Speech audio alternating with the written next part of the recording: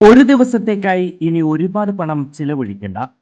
വിവാഹ വസ്ത്രങ്ങളും ആഭരണങ്ങളും മിതമായ നിരക്കിൽ വാടകയ്ക്ക് ലഭിക്കുന്ന എറ ട്രിnkets എന്ന സ്ഥാപനം വടക്കാഞ്ചേരിയിൽ പ്രവർത്തനം ആരംഭിച്ചു.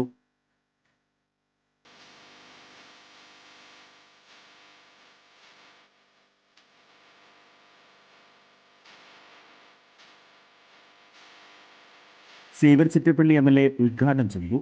സീരിയൽ ആർട്ടിസ്റ്റ് കൃഷ്ണേന്ദു മുഖ്യ അതിഥിയായിരുന്നു. Merchants association unit president Ajith Kumar Mallayya ആദ്യ വിൽപ്പന നിർവഹിച്ചു. വടക്കാഞ്ചേരി മെയിൻ റോഡിൽ ലാമിയ സിൽക്സിന് സമീപത്താണ് പുതിയ സ്ഥാപനം.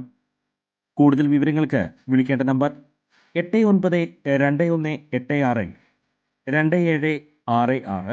9995673426. സംസ്ഥാന സർക്കാർ അവതരിപ്പിക്കാനിരിക്കുന്ന വനനിയമ ഭേദഗതി ബില്ലിനെതിരെ അതിരൂക്ഷ വിമർശനവുമായി PV അൻവർ MLA.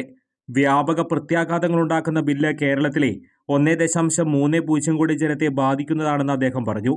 വന്യജീവി ആക്രമണത്തിൽ നിന്ന് ജനങ്ങളെ സംരക്ഷിക്കാനുള്ള ഉത്തരവാദിത്തം സർക്കാർ സ്വീകരിക്കുന്നില്ലെന്നും അദ്ദേഹം കുറ്റപ്പെടുത്തി.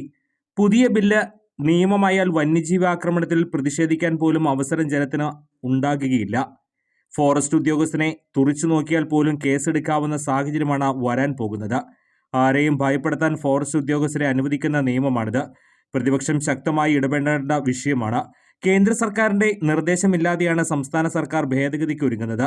IFOS ഉദ്യോഗസ്ഥരുടെ താൽപര്യം മാത്രം നോക്കിയെടുത്ത തീരുമാനമാണിത്.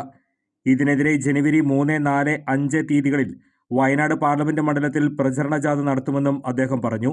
വനംവകുപ്പ് മന്ത്രിക്ക് സ്ഥാനം നിലനിർത്തണമെന്ന വിചാരം മാത്രമാണെന്നും വന്യജീവി ആക്രമണത്തിന് ഇരയാകുന്നവർക്ക് നൽകിയ ഒരു വാക്കും പാലിക്കപ്പെടുന്നില്ലെന്നും അദ്ദേഹം കുറ്റപ്പെടുത്തി. തോമസ് കെ തോമസിന് പല കാര്യങ്ങളിലും സ്വതന്ത്ര അഭിപ്രായങ്ങളുണ്ട്. തോമസ് കെ തോമസ് മന്ത്രിയായിരുന്നേൽ ഈ വനനിയമ ഭേദഗതി ബില്ലിൽ ഒപ്പിടില്ലായിരുന്നുവെന്നും അതുകൊണ്ടാണ് ഡെമ്മി മിനിസ്റ്ററെ വനംവകുപ്പ് ചുമതലയിൽ വെച്ചിരിക്കുന്നത്. CPM മുസ്ലിങ്ങളെ മുഴുവൻ വർഗീയവാദികളാക്കി മുദ്രകുത്തുകയാണ്. മുനമ്പത്തെ ക്രിസ്ത്യാനികളെയും വഞ്ചിച്ചു. വിവരമുള്ള ഒരു സ്വതന്ത്രനെയും CPMന് ഇനി കിട്ടില്ല. പാർട്ടിയെ നശിപ്പിക്കാൻ തീരുമാനിച്ചിറങ്ങിയിരിക്കുകയാണ് പിണറായി വിജയൻ. LDF അധികാരത്തിൽ തിരിച്ചെത്താതിരിക്കാൻ RSSൽ കരാർ ഏറ്റെടുത്തിരിക്കുകയാണെന്ന് പിണറായി വിജയനെന്നും അദ്ദേഹം വിമർശിച്ചു. കൂടുതൽ വാർത്തകൾക്ക് ഞങ്ങളുടെ ചാനൽ സബ്സ്ക്രൈബ് ചെയ്യുക. Facebook ഫോളോ അപ്പ് ചെയ്യുക. വാർത്തകൾ വേഗത്തിലറിയാൻ Anytime News.